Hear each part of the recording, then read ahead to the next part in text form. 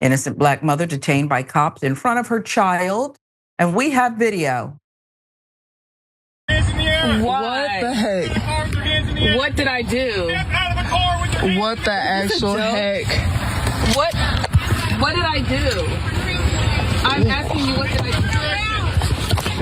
do? What the heck? Girl, you need to... I'm recording. What? Is this...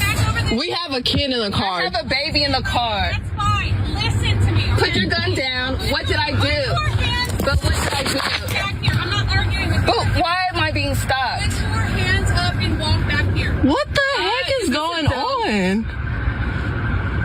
Like, what? Like, what I need you to do is listen. But is this a joke? Does it? Her hands are up, though. Arrested for? What? Are they crazy? This is a joke. Oh my gosh. Don't step out for me. Oh my gosh. What the heck? I'm keeping my hand. I'm staying recording, by the way.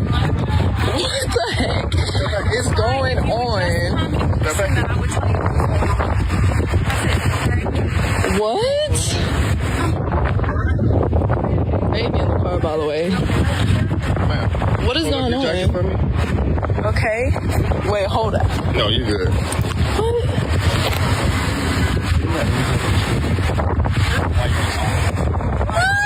Wait, what happened? She said,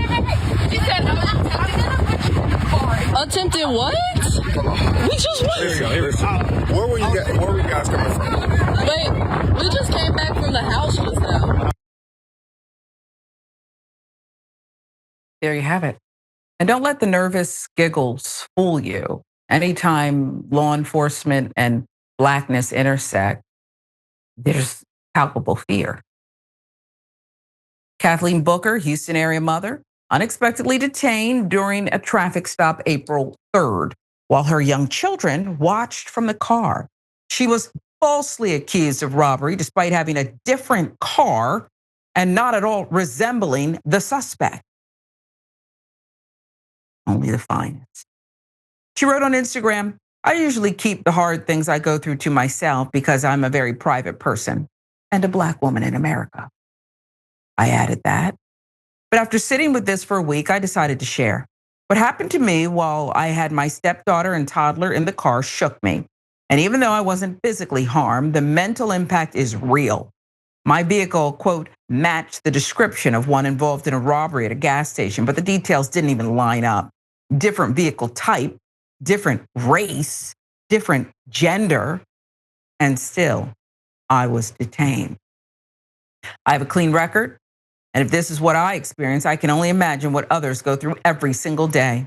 I'm tired of feeling alone in moments like this, so I'm sharing. If you've ever experienced something like this, you're not crazy. You're definitely not alone. According to the show, Isaiah Factor Uncensored, Booker has now obtained a lawyer and is in the early stages of pursuing legal action. It's ridiculous. So they kept yelling, put your hands up. I need you to listen.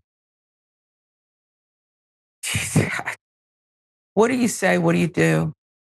As soon as I saw the first 5 seconds of this one, yes, I was her and she was me. Mm-hmm. I'm not going to say similar, but when I was just out of college in DC, I was stopped with guns drawn. So I was just driving along in my Pathfinder, minding my business with my friends in the car going out. And apparently something had happened with someone, not us. We could have been killed. And we were young and dumb too, well, I'll say naive, not dumb. But this is a real problem. And immediately I hear people, perhaps not in this audience, but another one saying, well, you don't sue over everything and things happen and it's a tough job. Well, you know what? It's tough being a Black woman in America, being chased down like this in Houston. So you might wanna, before you put yourself in harm's way, officers, get the vehicle make and model right. The gender, the color, you might wanna get that right first. That could help you because someone who just did an armed robbery is out there and people are in danger. Just not from this mother of a stepdaughter and a toddler. What say you, yes? Yeah, well, first of all, it's insane that that happened to you, but it just goes to show how prolific these experiences are when they happen. And, in this case, she had somebody who was there in the car with her who could record the incident. She was able to go on Fox 26 on Isaiah Carey's show and talk about it.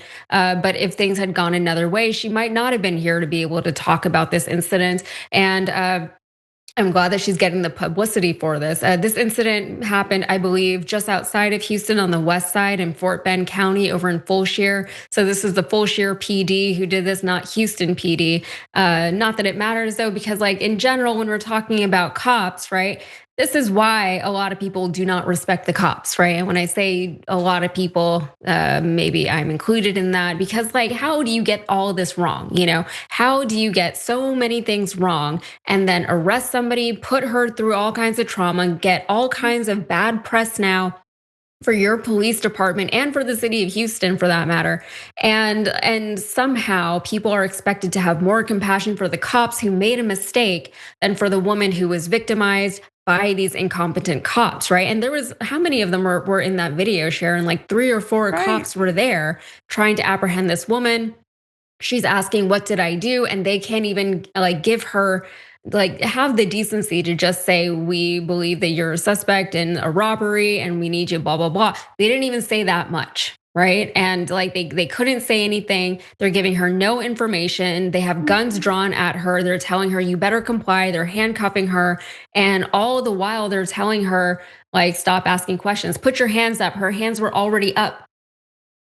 How much more do you want her to comply than she's already complying?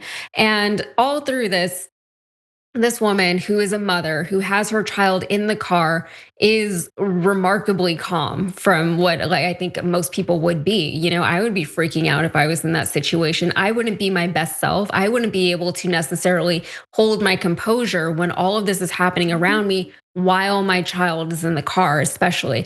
It's unbelievable the things that are asked of in this case and in so many cases of Black women in this country and of Black people overall. Just the idea that you're expected to comply. You are the victim of all kinds of systemic police injustice and you just have to deal with it because nothing is going to be done about it. Everybody knows that it's a thing, but no one will do anything about it. Not the people, not the people who still make excuses for those police officers and those police departments, and not the police departments themselves, not our local leaders, not our mayor, our governor, not our president, surely. All these things. We've had people turn out protesting in the thousands and the millions against police brutality, specifically against the Black community in this country, and nothing has changed. And here, this is just, it's so ridiculous. And it's just like, you're also just like stupid cops. Like, you can't get the car right.